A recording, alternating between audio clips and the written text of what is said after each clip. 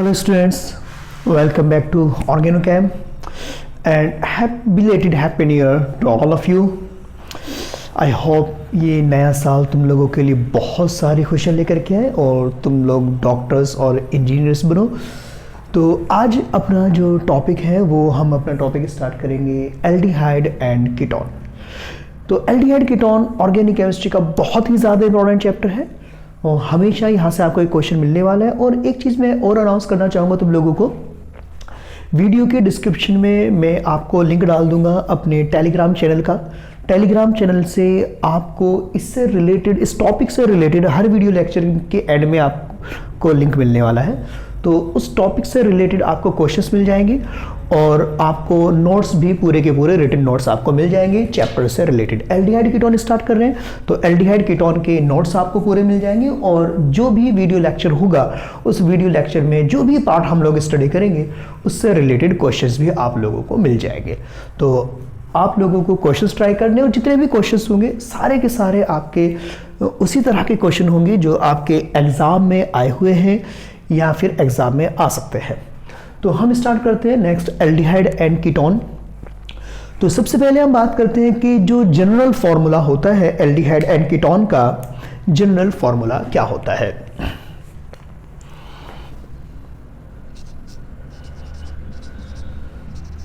General formula, अगर अपन general फॉर्मूले की बात करें तो जनरल फॉर्मूला आ जाएगा CnH2NO। ये एल्डिहाइड एंड कीटोन का जनरल फॉर्मूला होता है। जनरल फॉर्मूला यानी कि चाहे एल्डिहाइड हो या कीटोन हो, अपन इस फॉर्मूले से रिप्रेजेंट कर सकते हैं। N क्या होगा, नंबर ऑफ कार्बन एटम। और एक इंपॉर्टेंट पॉइंट ये भी है यहाँ पर कि जो एल्डिहाइड एंड कीटोन है ये दोनों एक दूसरे के फंक्शनल आइसोमर होते हैं। तो अगर हम यहाँ पर बात करें कि आइसोमेरिज्म किस टाइप की आती है, टाइप ऑफ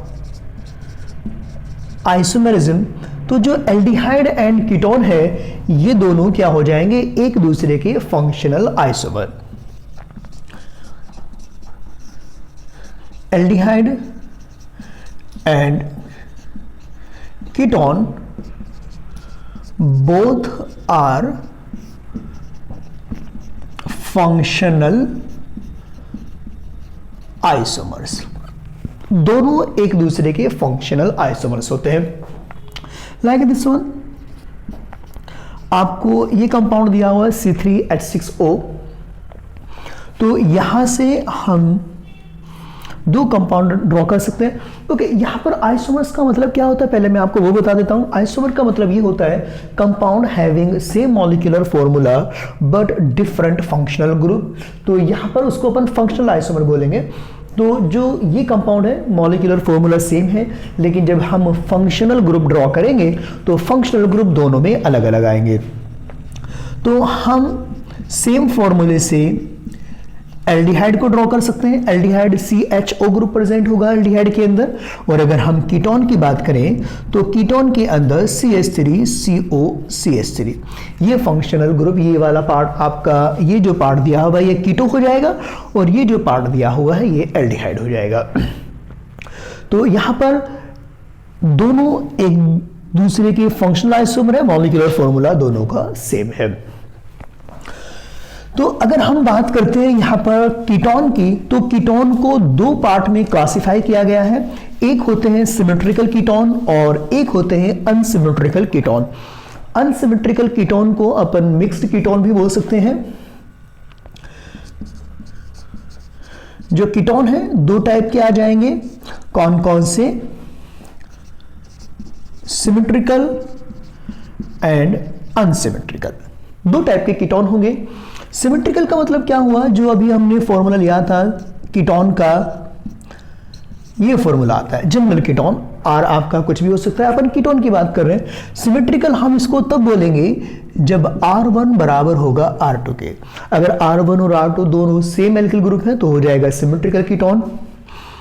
और अगर R1 इक्वल नॉट R2 यानी कि R1 और R2 दोनों डिफरेंट एल्किल ग्रुप है तो हो जाएगा आपका अनसिमेट्रिकल। और एक कंडीशन ये भी है, R1 एंड R2 बोथ और one can not be H। तो या तो R1 R2 दोनों, या फिर एक अकेला R1 हो सकता है या R2 हो सकता है, दोनों हाइड्रोजन नहीं होने चाहिए।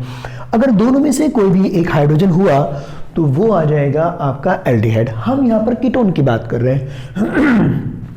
तो कीटोन के लिए क्या कंडीशन है, दो तरह के कीटोन आ जाएंगे, एक सिमेट्रिकल दूसरा unsymmetrical.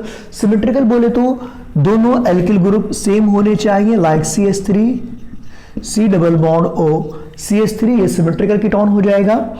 Unsymmetrical CH3 C double bond O PH, ये हो जाएगा आपका अनसिमेट्रिकल कीटोन।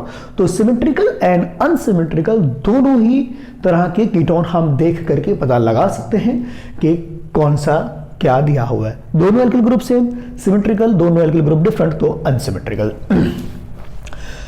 तो अभी अपन क्या करते हैं, अभी अपन यहां पर देखते हैं एल्डिहाइड और कीटोन के मेथड ऑफ प्रिपरेशन के कितने डिफरेंट मेथड यूज करके हम एल्डिहाइड एंड कीटोन का सिंथेसाइज कर सकते हैं।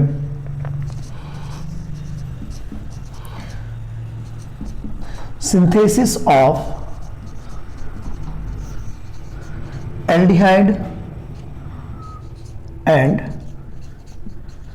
कीटोन। एल्डिहाइड एंड कीटोन का सिंथेसिस अपन करते हैं।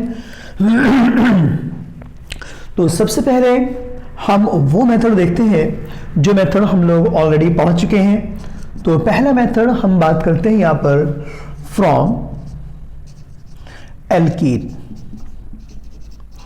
एल्कीन से एल्डिहाइड एंड कीटोन को अपन सिंथेसाइज करते हैं। एल्डिहाइड एंड कीटोन से हम किस तरह से, सबसे पहले बात करते हैं एल्कीन की, कि एल्कीन के अंदर क्या होता है। तो compound having at least one carbon carbon double bond. तो जिन कंपाउंड के अंदर carbon carbon double bond present होगा उनको अपन बोलते हैं एल्कीन। जिन कंपाउंड के अंदर at least one carbon carbon double bond हो वो हो जाएंगे आपके एल्कीन। तो एल्कीन से हमें एल्डिहाइड एंड कीटोन को सिंथेसाइज करना है। तो किस तरह से सिंथेसाइज करेंगे, on reductive ozonolysis.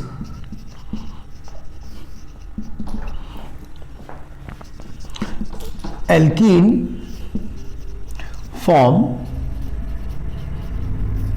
Aldehyde ketone. तो अगर हम रिडक्टिव ओजोनोलिसिस करते हैं, ओजोनोलिसिस दो टाइप का होता है, एक होता है रिडक्टिव ओजोनोलिसिस, एक होता है ऑक्सीडेटिव ओजोनोलिसिस। तो किस तरह से हम रिडक्टिव एंड ऑक्सीडेटिव ओजोनोलिसिस करते हैं, पहले हम वो पॉइंट देखते हैं। मान लेते हैं कि हमें कोई एक एल्कीन दिया हुआ है, RCH डबल बॉन्ड CR, यहां पर R1 ले लिया और यहां पर R2 ले लिया। तो ओजोनोलिसिस का मतलब क्या है, रिडक्टिव ओजोनोलिसिस का, सबसे पहले हम ओजोन की रिएक्शन कराएंगे लो टेम्परेचर पर, एट लो टेम्परेचर। तो जब हम ओजोन की रिएक्शन कराएंगे एल्कीन के साथ तो इंटरमीडिएट बनता है, और जो इंटरमीडिएट बनता है उसका नाम है ओजोनाइड। अगर एक एल्कीन दिया हुआ है तो मोनो ओजोनाइड बनेगा, एक पाई बॉन्ड दिया हुआ है तो मोनो ओजोनाइड बनेगा, दो पाई बॉन्ड दिए हुए तो डाई ओजोनाइड, तीन पाई बॉन्ड दिए हुए तो ट्राई ओजोनाइड। तो जो ओजोनाइड बनकर के आता है उस ओजोनाइड की मैं डायरेक्ट स्ट्रक्चर आपको बता देता हूं। तो ओजोनाइड कुछ इस तरह का होता है, किस तरह से बनकर के आता है वो अलग चीज है, यहां पर मैकेनिज्म अपने सिलेबस में नहीं है इसकी। लेकिन एक बात आपको ध्यान रखनी है कि जो ओजोन है, ओजोन इसके ऊपर अटैक करता है, और ओजोन एल्कीन के ऊपर क्यों अटैक कर पाता है वो डिपेंड करता है ओजोन की स्ट्रक्चर के ऊपर। अगर हम ओजोन की स्ट्रक्चर की बात करें तो ओजोन की स्ट्रक्चर इस तरह की आती है। तो ये जो मिडिल वाला ऑक्सीजन है, इस ऑक्सीजन एटम के ऊपर पॉजिटिव चार्ज रहेगा, तो इस बॉन्ड को अपनी साइड को ब्रेक करने की कोशिश करेगा। इस ऑक्सीजन पर क्या आ जाएगा, पॉजिटिव चार्ज। इस ऑक्सीजन पर पॉजिटिव चार्ज, तो ये इलेक्ट्रोफाइल की तरह वर्क करेगा। और जो एल्कीन है, एल्कीन क्या होते हैं, न्यूक्लियोफाइल, तो ये क्या हो गया, इलेक्ट्रोफाइल। तो nucleophilic addition, electrophilic addition type reaction हो जाएगी। तो ये जो बनकर के आया है इसको बोलते हैं अपन ओजोनाइड। और एक ओजोन ने रिएक्शन की है, एक पाई बॉन्ड प्रेजेंट था, तो ये हो जाएगा मोनो ओजोनाइड। तो ओजोन की रिएक्शन के बाद ये बनता है। अब ओजोनोलिसिस रिडक्टिव है या फिर ऑक्सीडेटिव है वो डिपेंड करता है सेकंड स्टेप पर। अगर हम यहां पर सेकंड स्टेप में यानी कि ओजोनाइड की रिएक्शन किसी ऑक्सीडाइजिंग एजेंट के साथ कराते हैं तो उसको बोलते हैं ऑक्सीडेटिव ओजोनोलिसिस। और अगर हम किसी रिड्यूसिंग एजेंट के साथ कराते हैं, माइल्ड रिड्यूसिंग एजेंट के साथ, तो उसको बोलते हैं रिडक्टिव ओजोनोलिसिस। तो हम जो बात कर रहे हैं वो बात कर रहे हैं रिडक्टिव ओजोनोलिसिस की। तो ये जो अभी हमने मोनो ओजोनाइड फॉर्म किया है, अगर इस मोनो ओजोनाइड की रिएक्शन हम करा दें किसके साथ, माइल्ड रिड्यूसिंग एजेंट के साथ, लाइक डाइमेथिल सल्फाइड और जिंक वाटर, तो क्या फॉर्म हो जाएगा, ये जो ओजोनाइड था ये ब्रेक हो जाएगा, एल्डिहाइड फॉर्म हो जाएगा। तो देखते हैं कि किस तरह से रिएक्शन होगी। तो आपको ओजोनाइड दिया हुआ है R2H R1H। तो हम यहां पर इसकी रिएक्शन करा रहे हैं जिंक या फिर वाटर के साथ, या फिर हम यूज कर सकते हैं डाइमेथिल सल्फाइड। तो जब हम इन दोनों के साथ रिएक्शन कराएंगे तो बॉन्ड ब्रेक हो जाएगा R1CHO प्लस R2CHO। ये इतना पार्ट इधर ब्रेक हुआ, ये इतना पार्ट इधर ब्रेक हुआ। अब ये जो प्रोसेस है काफी लॉन्ग प्रोसेस हो गया। तो जब हम एग्जाम में क्वेश्चन सॉल्व करेंगे तो हम ये सारी चीजें नहीं करने वाले वहां पर बैठ करके। ये बस मैंने आपको डिटेल थोड़ी सी इसलिए बताई है क्योंकि हो सकता है एग्जाम में आपको ये पूरा पार्ट गिवन ना हो करके डायरेक्ट ये पार्ट दिया हुआ हो, ओजोनाइड आपको दिया हुआ हो। अगर आपको डायरेक्ट ओजोनाइड दिया हुआ होगा तो आप किस तरह से उसको कन्वर्ट करने वाले हो, किस तरह से उसकी रिएक्शन कराओगे। तो पहला पार्ट आपको यहां से रिएक्शन ना दी हुई होकर के यहां से रिएक्शन दी हुई हो सकती है, इसीलिए मैंने ये पॉइंट आपको कराया है। तो अब हम देखते हैं कि अगर डायरेक्ट हमसे क्वेश्चन पूछा जाता है तो डायरेक्ट क्वेश्चन हम किस तरह से करेंगे, वो पॉइंट हम यहां पर देखते हैं।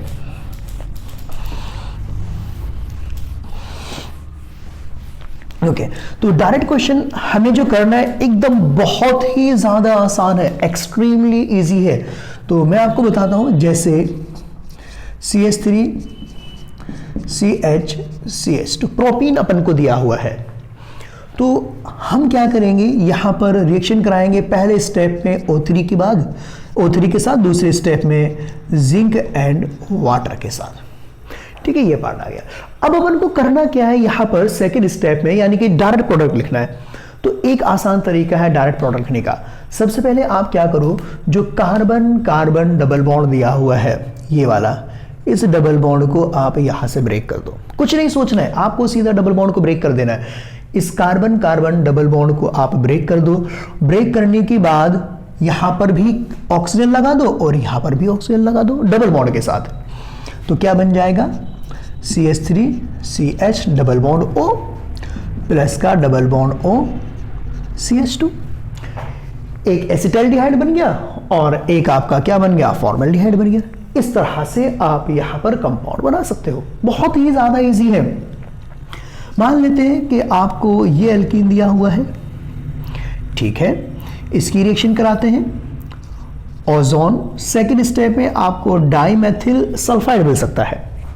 अगेन सेम कंसेप्ट, यहां से इसको ब्रेक करो, एक डबल बॉन्ड O इधर, एक डबल बॉन्ड O इधर, तो क्या बन जाएगा, CH2 ये वाला, CH2 ये वाला, फिर यहां से एक सिंगल बॉन्ड ये वाला C, इस C के साथ डबल बॉन्ड O, इस C के साथ भी डबल बॉन्ड O, इस C के साथ डबल बॉन्ड O, ये कंडीशन आ गई। ठीक है, या फिर आपको अभी तो केवल एक एक ही एल्कीन दिया हुआ था, हो सकता है कि आपको दो एल्कीन दिए हुए हों, इस तरह से, इस तरह से। कंसेप्ट आपको सेम ही यूज करना है, ये कंसेप्ट आ गया। तो अभी क्या करोगे, यहां से इसको ब्रेक करोगे, यहां से आप इसको ब्रेक करोगे। तो सबसे पहले ये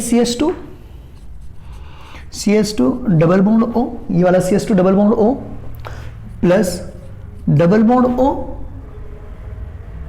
CH, नीचे को आए CH2, फिर CH double bond O and CH2 double bond O। ये कंडीशन आ गई। इस तरह से आप क्वेश्चंस कर सकते हो, ठीक है।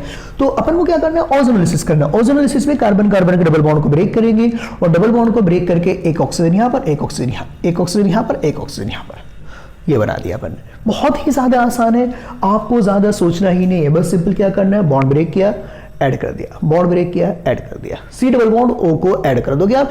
आपको बॉन्ड ब्रेक करना है, कार्बन कार्बन का बॉन्ड ब्रेक करना है और उसके साथ आप क्या ऐड कर दोगे, सी डबल बॉन्ड O को ऐड कर दोगे।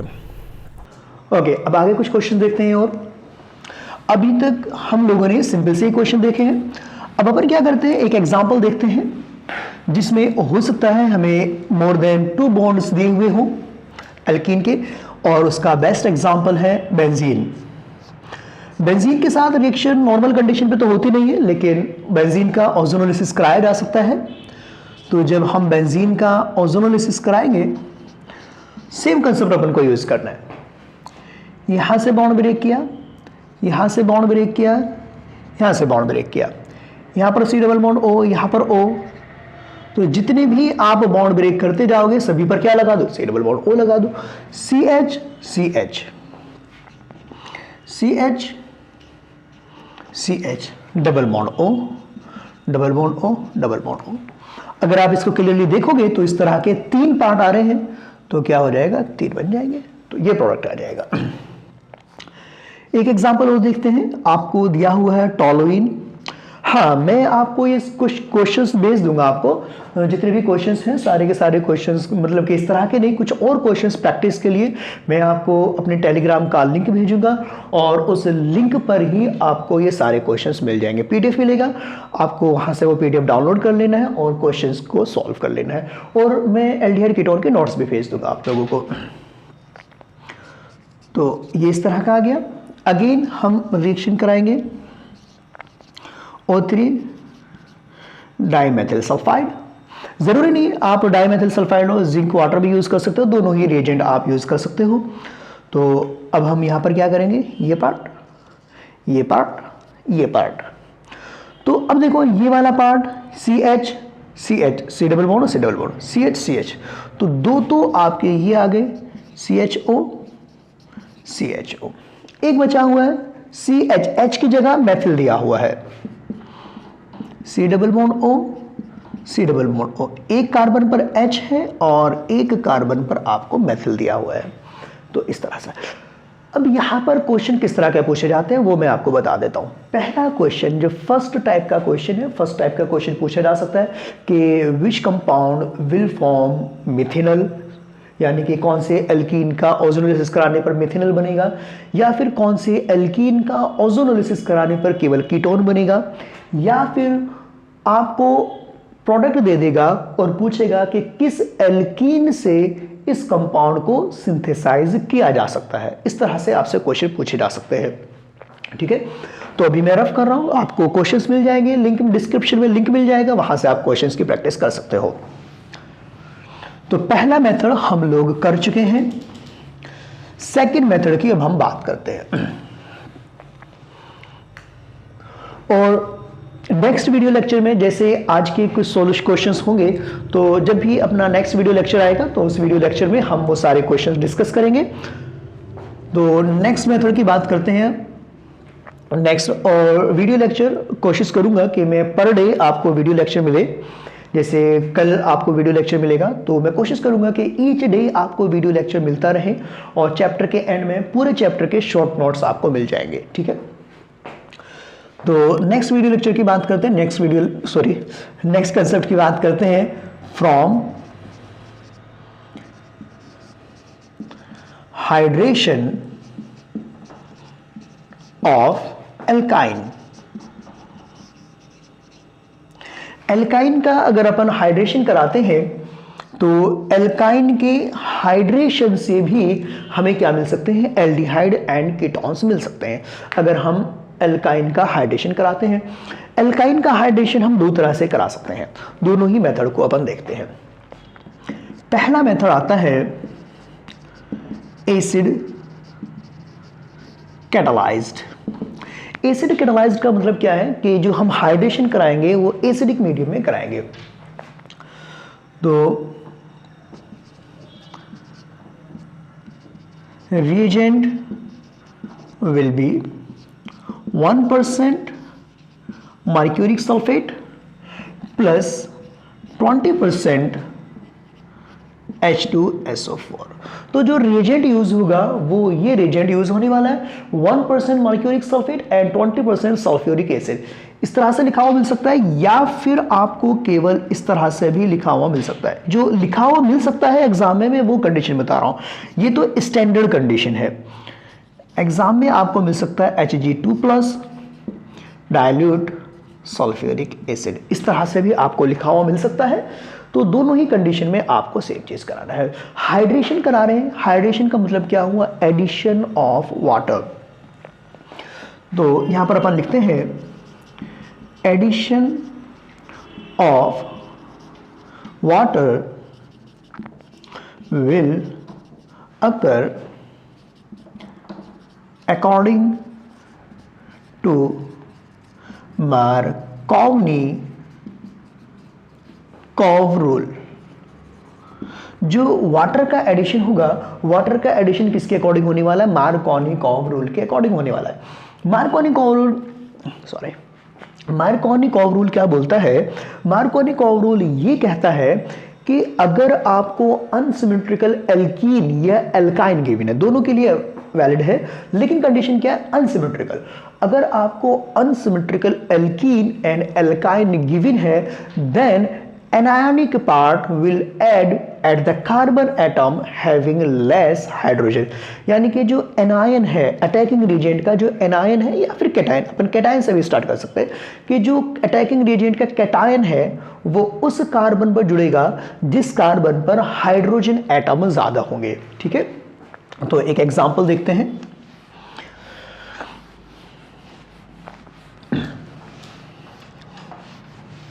आपको यहां पर दिया हुआ है प्रोपाइन, नॉट प्रोपाइन, आपको प्रोपाइन दिया हुआ है और अपन एडिशन करा रहे हैं वाटर का।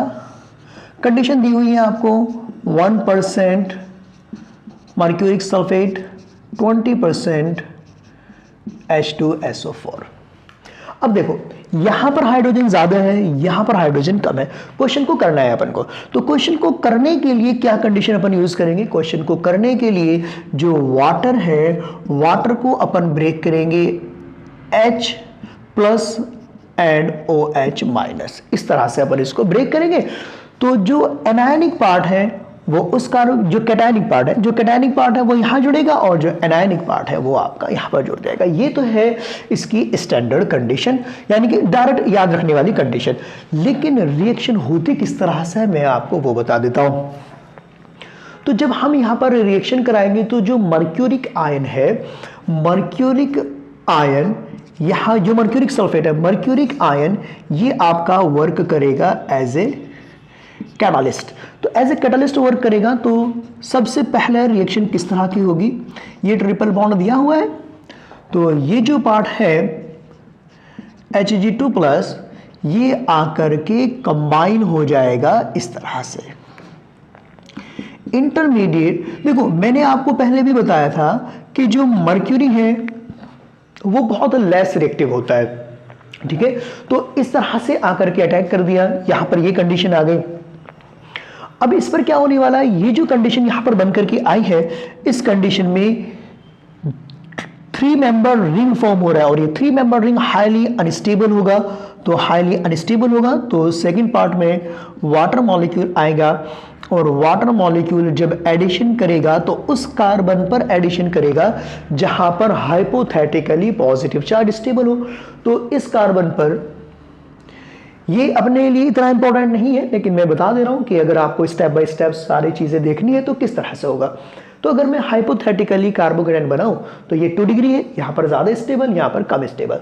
तो जो एनायनिक पार्ट है, एनायनिक पार्ट उस कार्बन पर अटैक करेगा जहां पर हाइपोथेटिकली पॉजिटिव चार्ज स्टेबल होगा, ये बना। और ये इंटरमीडिएट बन करके आता है इनॉल। अब यहां पर टॉटोमेरिज्म हो जाएगा। टॉटोमेरिज्म करा दो।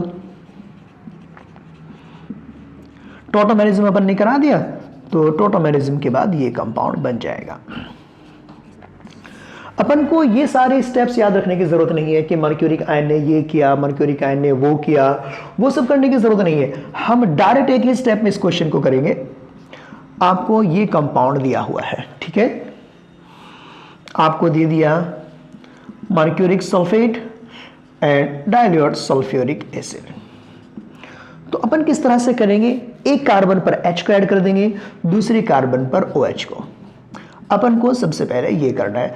अब देखो यहां पर ये अल्काइन सिमेट्रिकल था, तो इस पे मैंने किसी भी कार्बन पर H को ऐड किया, किसी भी कार्बन पर OH को, इंटरमीडिएट बनता है इनॉल। ये क्वेश्चन एक बार एग्जाम में पूछा हुआ है, PYQ में पूछा हुआ है, आपको इसी तरह की स्ट्रक्चर दी हुई थी और इंटरमीडिएट आपसे पूछा था कि इंटरमीडिएट क्या बनता है।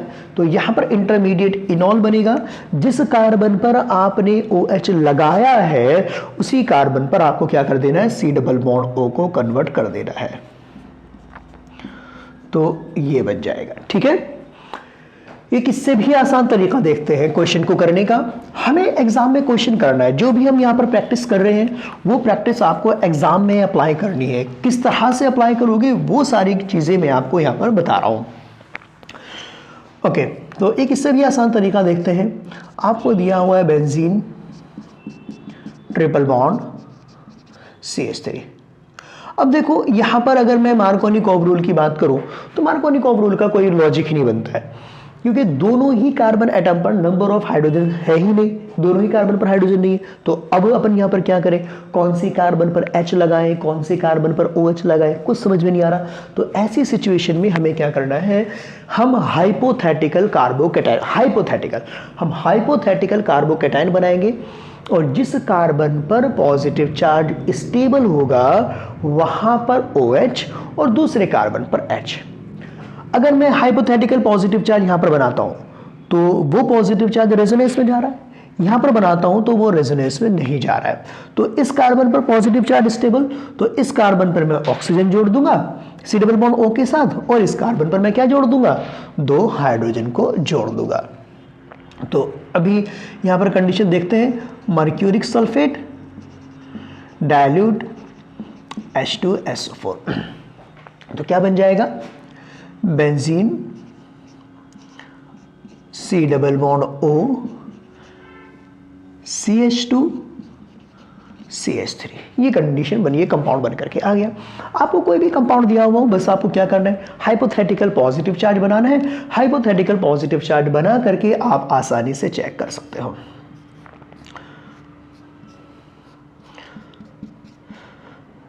ओके, मान लेते हैं कि हमें एक कंपाउंड ये दिया हुआ है,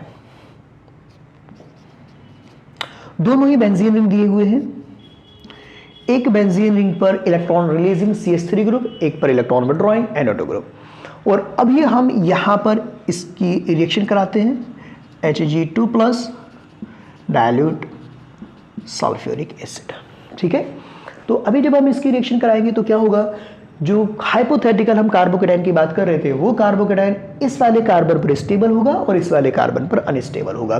तो जिस पर कार्बोकैटायन स्टेबल है वहां पर अपन ऑक्सीजन जोड़ देंगे C डबल बॉन्ड O, और जहां पर अनस्टेबल है वहां पर क्या आ जाएंगे, 2 हाइड्रोजन आ जाएंगे।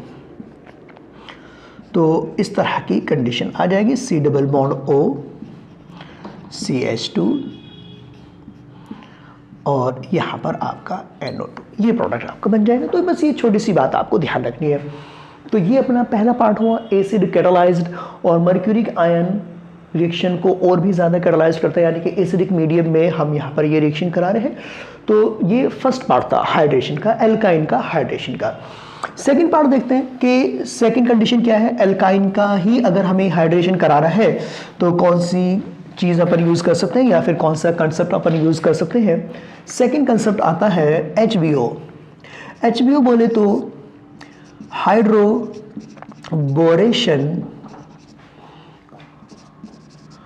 ऑक्सीडेशन। ये जितने भी टॉपिक अपन पढ़ रहे हैं, हर टॉपिक के जितने भी डिफरेंट क्वेश्चंस फ्रेम हो सकते हैं वो सारे क्वेश्चंस मैं आपको खुद अपनी हैंड रिटन दे दूंगा, और वो क्वेश्चंस आपको सब्जेक्टिव फॉर्म में मिलने वाले हैं। कुछ क्वेश्चंस में ऑब्जेक्टिव फॉर्म में भी दूंगा और कुछ क्वेश्चंस में आपको सब्जेक्टिव फॉर्म में भी दूंगा, और नेक्स्ट वीडियो लेक्चर जब भी होगा मैं आपको इसके सॉल्यूशन को बोल दूंगा या फिर अलग से सेपरेट वीडियो बना करके डाल दूंगा, solution of this video lecture या फिर solution of that video lecture. तो जो डीपीपीज है, जो क्वेश्चंस हैं, उनका सॉल्यूशन मैं आप लोगों को दे दूंगा। आप लोग अपने क्वेश्चंस को कंफर्म कर सकते हैं कि क्वेश्चन क्या है, जो भी क्वेश्चन आपने किए हैं क्या वो सही है या फिर कहाँ उनके अंदर मिस्टेक्स है। हाइड्रोबोरेशन ऑक्सीडेशन, शॉर्ट में अपन इस रिएक्शन को बोलते हैं HBO। तो ये भी हाइड्रेशन के लिए ही यूज होती है ये केमिकल रिएक्शन। तो इस केमिकल, ये 2 स्टेप केमिकल रिएक्शन है। फर्स्ट स्टेप है हाइड्रोबोरेशन और सेकंड स्टेप है ऑक्सीडेशन। तो लेकिन जो ओवरऑल एडिशन होता है, फाइनल एडिशन जो होता है वो HNOH का ही होता है। तो यहां पर अपन लिखते हैं addition of H and OH occur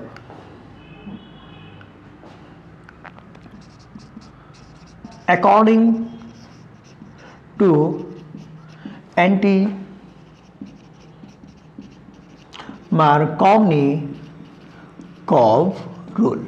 जो HNOH का एडिशन है वो किसके अकॉर्डिंग होता है? Anti Markovnikov rule. मार्कोनिकॉव का क्या रूल था? जिस कार्बन पर H ज्यादा है वहां पर अपन को H जोड़ना है या फिर कैटायनिक पावर जोड़ना है। एंटी मार्कोनिकॉव उल्टा कर दो, जिस कार्बन पर H ज्यादा है वहां पर क्या जोड़ दो? OH जोड़ दो, और दूसरे पर क्या जोड़ दो? H जोड़ दो। तो मार्कोनिकॉव का उल्टा रूल है। तो यहाँ पर जो रिएजेंट है, और ये जो मार्कोनिकॉव रूल की हम बात कर रहे हैं, मार्कोनिकॉव रूल केवल तभी एप्लीकेबल होता है जब आपको अनसिमेट्रिकल एल्कीन या फिर अनसिमेट्रिकल एल्काइन दिया हुआ हो। सिमेट्रिकल होगा तो कोई फर्क नहीं पड़ने वाला, किसी भी कार्बन पर कुछ भी ऐड करो, क्योंकि सिमेट्रिकल है तो कुछ भी इस तरह का इफेक्ट नहीं आएगा। इफेक्ट कब आएगा? जब आपको अनसिमेट्रिकल दिया हुआ होगा। तो पहले एग्जाम्पल देखते हैं। प्रोपाइन, ये दिया हुआ है आपको। जो हाइड्रोबोरेशन का रिएजेंट है, HBO में जो रिएजेंट यूज होता है वो रिएजेंट यूज होता है आपका B2H6THF। THF बोले तो टेट्रा हाइड्रोफ्यूरॉन। ये जो अभी मैंने रिएजेंट लिखा है ये आपको इस तरह से भी लिखा हुआ मिल सकता है, ठीक है। तो इस तरह से भी आपको लिखा हुआ मिल सकता है, B2H6THF या फिर BH3THF, इस तरह से भी मिल सकता है। ये पहली फर्स्ट स्टेप है। सेकंड स्टेप जो हम यहाँ पर यूज करते हैं, देखो रिएक्शन से ही पता चल जा रहा है हाइड्रोबोरेशन ऑक्सीडेशन, यानी कि जो ऑक्सीडेशन है वो सेकंड पार्ट के अंदर हो रहा है, और सेकंड पार्ट में अपन को ऑक्सीडाइजिंग रिएजेंट यूज करना है। H2O2 प्लस का NaOH, ये ऑक्सीडाइजिंग रिएजेंट है। एडिशन H एंड OH का किसके अकॉर्डिंग कराना है? According to anti Markovnikov rule. Anti Markovnikov rule क्या है कि पहले मैं मार्कोनिकॉव रूल बता देता हूँ फिर से। मार्कोनिकॉव रूल यानी कि जो H प्लस है वो उस कार्बन पर जाएगा जहां पर हाइड्रोजन ज्यादा। एंटी मार्कोनिकॉव उल्टा कर दो, H प्लस कहां पर जाएगा? जहां पर हाइड्रोजन कम। तो इस कार्बन पर हाइड्रोजन ज्यादा, इस कार्बन पर हाइड्रोजन कम, तो इस कार्बन पर H आएगा और इस कार्बन पर OH आएगा। तो ये रिएजेंट अपना बन जाएगा। ये आ गया। अगेन इंटरमीडिएट क्या बना? इनॉल बना। अपन क्या करा देंगे? टॉटोमेरिज्म करा देंगे। जब अपन टॉटोमेरिज्म कराएंगे CH3 CH2 C double bond OH, ठीक है। तो क्या बन गया? एल्डिहाइड बन गया। अगर आपको टर्मिनल एल्काइन दिया हुआ है, टर्मिनल एल्काइन, तो सभी टर्मिनल एल्काइन हाइड्रोबोरेशन ऑक्सीडेशन में हमेशा एल्डिहाइड बनाएंगे। क्या आ जाएगा? All terminal alkyne will form aldehyde on HBO। तो जितने भी टर्मिनल एल्काइन है HBO में हमेशा क्या फॉर्म करेंगे? एल्डिहाइड, ठीक है। और अगर इंटरनल एल्काइन है तो इंटरनल एल्काइन में तो कीटोन ही बनेगा। और अगर हम यहां पर बात करें ऑक्सीमर्क्यूरेशन वाली, एसिड कैटालाइज्ड वाली, एक्सेप्ट इथाइन, केवल इथाइन को छोड़ रहा हूं मैं, ठीक है। इथाइन बोले तो HC triple bond CH, except ethyne all alkyne will form ketone on acid catalyzed hydration, ठीक है। तो केवल इथाइन को छोड़ करके जितने भी एल्काइन है सारे के सारे क्या फॉर्म करने वाले हैं, कीटोन फॉर्म करेंगे ऑन एसिड कैटालाइज्ड हाइड्रेशन पर। तो अपने दो मेथड कंप्लीट हो चुके हैं सिंथेसिस के। फर्स्ट मेथड था फ्रॉम एल्कीन, सेकंड मेथड था फ्रॉम एल्काइन, थर्ड मेथड की बात करते हैं। एंड थर्ड मेथड है ऑक्सीडेशन ऑफ एल्कोहल।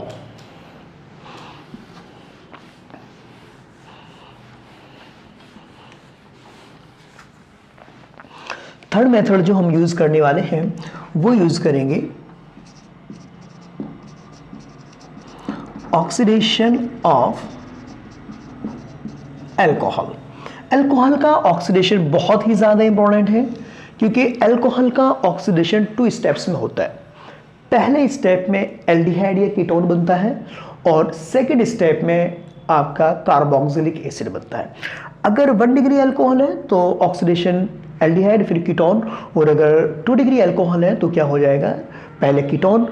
तो अगर विगरस कंडीशन नहीं है तो रिएक्शन कीटोन पर स्टॉप हो जाती है, वरना फर्दर ऑक्सीडेशन हो जाता है। और जो 3 डिग्री अल्कोहल है, 3 डिग्री अल्कोहल का ऑक्सीडेशन नहीं होता है। तो हम बात कर रहे हैं ऑक्सीडेशन ऑफ अल्कोहल की। तो अल्कोहल का ऑक्सीडेशन इंपॉर्टेंट है। क्यों इंपॉर्टेंट है? क्योंकि अल्कोहल का ऑक्सीडेशन डिपेंड करता है रिएजेंट के ऊपर। अगर हमने स्ट्रॉन्ग रिएजेंट यूज किए like potassium permanganate, potassium dichromate, तो 1 डिग्री अल्कोहल का ऑक्सीडेशन हो जाएगा कार्बोक्सिलिक एसिड में। और अगर हमने माइल्ड ऑक्सीडाइजिंग रिएजेंट यूज किए लाइक PCC, PDC, तो ऑक्सीडेशन होगा 1 डिग्री अल्कोहल का एल्डिहाइड में, वहीं पर रिएक्शन स्टॉप हो जाएगी और फर्दर ऑक्सीडेशन नहीं हो पाएगा। ओके, तो देखते हैं कि किस तरह से क्वेश्चन फ्रेम होता है। If we use mild oxidizing reagent like PCC or PDC in CH2Cl2 solvent, PCC or PDC in CH2Cl2 solvent, then 1 degree alcohol will form aldehyde and 2 degree will form ketone। ठीक है, आपको ये point ध्यान रखना है। अगर आप PCC या फिर PDC यूज कर रहे हो तो जो 1 डिग्री अल्कोहल है वो बनाएगा एल्डिहाइड, जो 2 डिग्री अल्कोहल है वो बनाएगा कीटोन, और जो CH2Cl2 है डाइक्लोरोमीथेन, वो यूज होता है एज ए सॉल्वेंट। तो हम इसको सॉल्वेंट की तरह यूज करते हैं। 1 डिग्री अल्कोहल एल्डिहाइड पर स्टॉप हो जाएगा, 2 डिग्री अल्कोहल कीटोन पर स्टॉप हो जाएगा। PCC और PDC है क्या? PCC का मतलब है प्रीडीनियम क्लोरोक्रोमेट।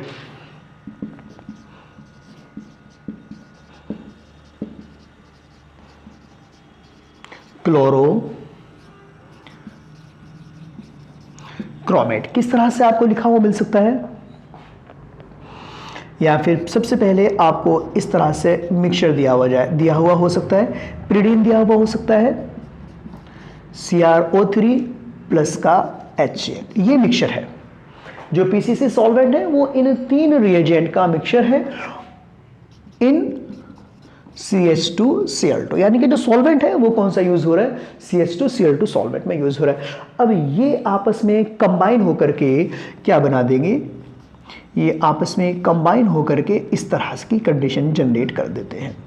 ये हो गया प्रेडिनियम CrO3Cl-, प्रेडिनियम क्लोरोक्रोमेट।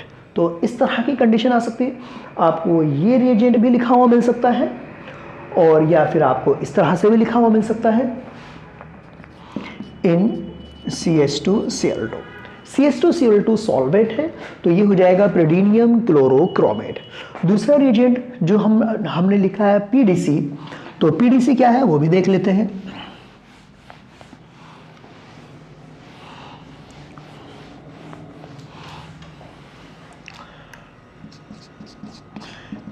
PDC आ जाएगा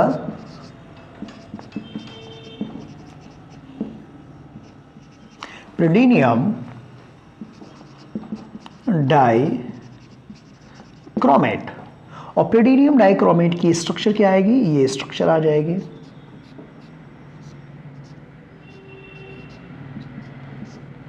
ये प्रेडिनियम डाइक्रोमेट इन CH2Cl2। ये कंडीशन आपको याद रखनी है। तो माइल्ड ऑक्सीडाइजिंग एजेंट यूज किया अपन ने और क्या हो जाएगा, PDC यूज करो या फिर PCC यूज करो। 1 डिग्री अल्कोहल का ऑक्सीडेशन हुआ एल्डिहाइड में, 2 डिग्री अल्कोहल का ऑक्सीडेशन हुआ कीटोन में। अब एग्जांपल्स देखते हैं इसके। अगर आपको ये दिया हुआ है इस तरह से डायरेक्ट आपको एग्जांपल मिलने वाला है CH3 CH2OH। ठीक है, आपको दिया हुआ है इथेनॉल। अगर हम इथेनॉल का ऑक्सीडेशन कराते हैं तो 1 डिग्री अल्कोहल है और हम यहां पर यूज कर सकते हैं PDC CH2Cl2 सॉल्वेंट। ठीक है, तो ये बना देगा CH3CHO, ये बन जाएगा। अगर आपको ये कंपाउंड दिया हुआ है benzyl alcohol like this one और आप रिएक्शन करा रहे हो इसकी PCC सॉल्वेंट अगेन CH2Cl2, तो रिएक्शन हो जाएगी किसके अंदर, बेंजल्डिहाइड के अंदर।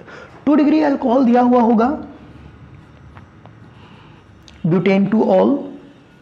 ब्यूटेन टू ऑल की रिएक्शन करा देते हैं हम यहाँ पर PDC CH2Cl2 बन जाएगा कीटोन। ठीक है, अब यहाँ पर एक बहुत ही ज़्यादा इंपॉर्टेंट बात है और वो ये है कि अभी जितने भी एग्जाम्पल्स हमने देखे हैं वो सारे के सारे एग्जाम्पल 1 डिग्री 2 डिग्री अल्कोहल के। 3 डिग्री अल्कोहल का ऑक्सीडेशन क्यों नहीं होता है। एक चीज़ और भी यहाँ पर नोट करने की है, ऑक्सीजन के साथ से एक हाइड्रोजन रिमूव हो रहा है और एक हाइड्रोजन जिस कार्बन पर OH लगा हुआ है उस कार्बन से रिमूव हो रहा है। हाइड्रोजन का हटना भी ऑक्सीडेशन ही होता है। तो यहाँ से हमने हाइड्रोजन को हटाया है तो ये भी क्या हुआ, ऑक्सीडेशन। यहाँ से भी हाइड्रोजन को हटा रहे हैं, ये भी क्या हुआ, ऑक्सीडेशन। यहाँ से भी हाइड्रोजन को हटा रहे हैं, एक हाइड्रोजन अपन ने यहाँ से हटाया, एक हाइड्रोजन यहाँ से हटाया, ये भी ऑक्सीडेशन। अगर लक बाई चांस या फिर गलती से अपन को मिल जाए 3 डिग्री अल्कोहल, तो 3 डिग्री अल्कोहल का मतलब CH3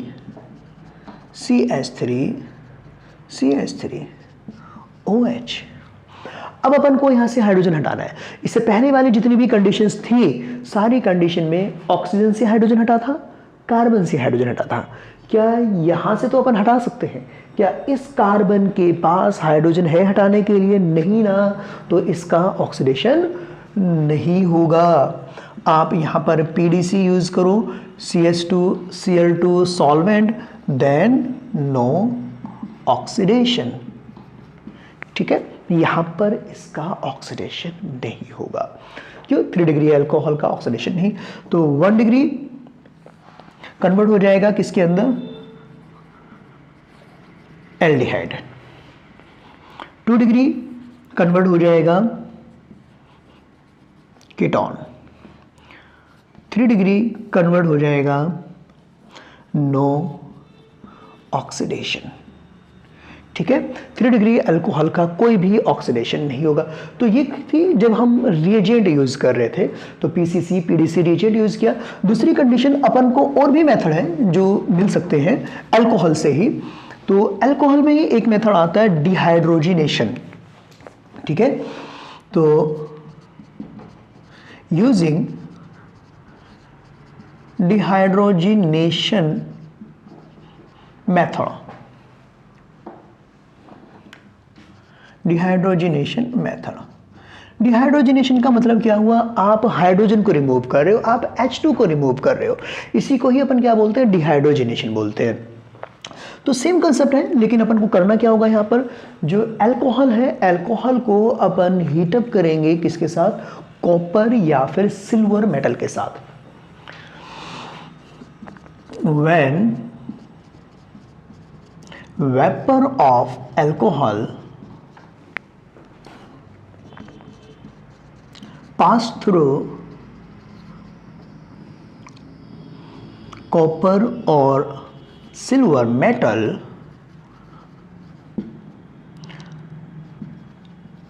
they oxidized into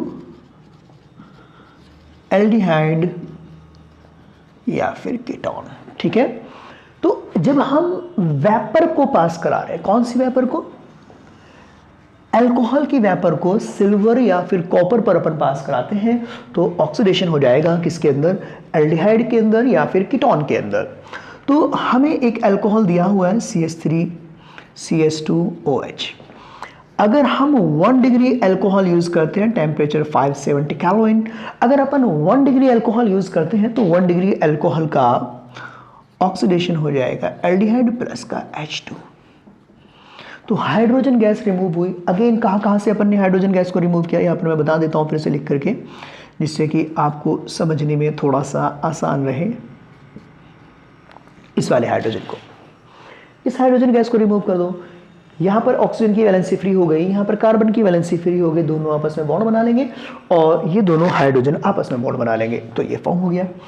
2 degree alcohol अगर आपको दिया हुआ है लाइक दिस वन, अगेन अपन ने कॉपर के साथ इसको हीट किया, तो जब हम कॉपर के साथ हीट करेंगे तो ये कन्वर्ट हो जाएगा कीटोन के अंदर। अब कंडीशन यहाँ पर क्या मिल सकती है कि अपन को 3 डिग्री अल्कोहल का भी मिल सकता है। जैसे हमने अभी PDC और PCC रिएजेंट यूज़ किया था, तो वहाँ पर 3 डिग्री अल्कोहल का ऑक्सीडेशन नहीं हुआ था, लेकिन यहाँ पर 3 डिग्री अल्कोहल की रिएक्शन हो सकती है। और अगर अपन को 3 डिग्री अल्कोहल दिया हुआ like tertiary butanol, tertiary butanol को जब अपन कॉपर के साथ हीट करते हैं तो डिहाइड्रोजिनेशन नहीं होता है, यहां पर क्या होता है, डिहाइड्रेशन होता है। तो 1 degree alcohol aldehyde, 2 degree alcohol ketone, 3 degree alcohol alkene बनाता है जब अपन हीट करते हैं कॉपर या फिर सिल्वर के साथ। तो इन दोनों में क्या हुआ, डिहाइड्रोजिनेशन, और इसमें क्या हुआ, डिहाइड्रेशन। तो दोनों रिएक्शन में अंतर है। 1-2 डिग्री अल्कोहल एल्डिहाइड या कीटोन बनाएगा, 3 डिग्री अल्कोहल क्या बनाने वाला है, एल्कीन बनाएगा वाया डिहाइड्रेशन। तो हम लोगों ने अल्कोहल से एल्डिहाइड कीटोन बनाने के 2 मेथड चेक किए। पहला मेथड किससे था कि अपन PDC या फिर PCC रिएजेंट यूज कर सकते थे, तो क्या बन जाएगा आपका 1 degree alcohol aldehyde, 2 degree alcohol ketone. दूसरा मेथड था कि जो अल्कोहल की वेपर है उसको हमने पास करा दिया हीटेड कॉपर के साथ, तो 1 degree alcohol aldehyde, 2 degree alcohol ketone और 3 degree alcohol alkene via dehydration. एक एक्स्ट्रा पॉइंट बता देता हूं मैं यहाँ पर आपको। एक्स्ट्रा पॉइंट ये है कि यहाँ पर हम एक रिएजेंट और यूज कर सकते हैं और वो रिएजेंट है MnO2।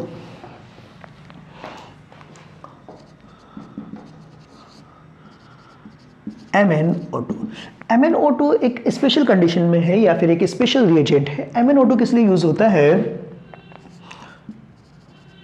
It will oxidise only allylic and benzylic alcohol. ठीक है, ये किसमें करेगा, केवल एलाइलिक एंड बेंजाइलिक अल्कोहल का ही ऑक्सीडेशन करेगा। लाइक दिस वन, आपको एक कंपाउंड दिया हुआ है, ये जो अल्कोहल है ये एलाइलिक है और ये जो अल्कोहल है ये नॉन है, यानी कि ये हाइड्रोक्सी ग्रुप एलाइलिक है। एलाइलिक बोले तो डबल बॉन्ड का नेक्स्ट, ये वाला नॉन एलाइलिक है, डबल बॉन्ड के नेक्स्ट कार्बन पर नहीं है। अपन क्या कर रहे हैं, इसको MnO2 के साथ हीटअप कर रहे हैं। तो MnO2 के साथ हीटअप करने से जो एलाइलिक अल्कोहल है केवल उसका ऑक्सीडेशन होगा, जो नॉन एलाइलिक है उसका ऑक्सीडेशन नहीं होगा। तो ये बात आपको ध्यान रखनी है। बेंजाइलिक का मतलब क्या हुआ, जो बेंजीन का नेक्स्ट कार्बन है, ये बेंजीन है, बेंजीन का नेक्स्ट कार्बन, इसको बोलेंगे बेंजाइलिक कार्बन।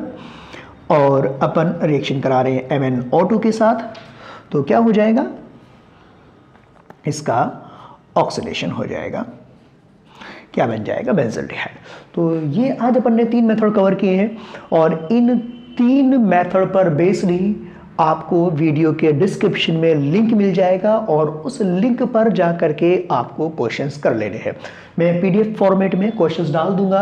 वो क्वेश्चन तीनों ही टॉपिक के, सबसे पहले एल्कीन का ओजोनोलिसिस, दूसरा hydration of alkyne and third one oxidation of alcohol, तीनों पर बेस्ड ही मैं आपको क्वेश्चंस डाल दूंगा। आपको क्वेश्चंस मिल जाएंगे, क्वेश्चंस ट्राई करना। और जब ये चैप्टर अपना कंप्लीट हो जाएगा तो चैप्टर के एंड में मैं पूरे चैप्टर के शॉर्ट नोट्स भी आपको प्रोवाइड करा दूंगा, शॉर्ट नोट्स प्रोवाइड कराऊंगा। तो एक बार जब आप पूरे के पूरे चैप्टर गो थ्रू हो जाओगे तो शॉर्ट नोट्स में आपको प्रॉब्लम नहीं आएगी।